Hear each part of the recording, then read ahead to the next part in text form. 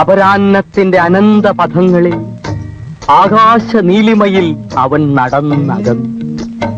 ഭീമനും യുധിഷ്ഠിരനും ബീഡി വലിച്ചു.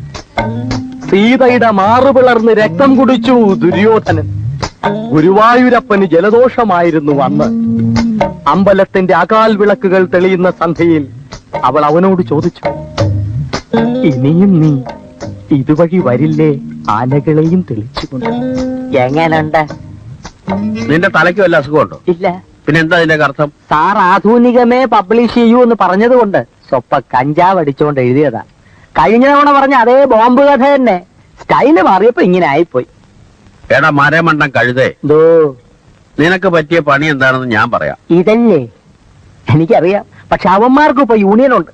അതുകൊണ്ട് അതേ സ്റ്റാറ്റസ് ഉള്ള വേറൊരു പണി ഞാൻ നോക്കി. ഒന്നുകിൽ ഒരു എഡിറ്റർ ആകുക, ഇല്ലെങ്കിൽ ഒരു സാഹിത്യകാരനാകുക. അതൊന്നുമല്ല ഞാൻ പറയാൻ വന്നത്. നീ കോമഡി എഴുതണം, മറ്റൊന്നും വേണ്ട. നിനക്ക് പറ്റിയ അബദ്ധങ്ങൾ മാത്രം കുറിച്ചിട്ടാ മതി. അത് തന്നെ ധാരാളം ഉണ്ടല്ലോ. അതെങ്ങനെ ഒരു കഥയാകും? ഹാസ്യത്തിന് കഥ വേണ്ട, സിറ്റുവേഷൻ മാത്രം മതി.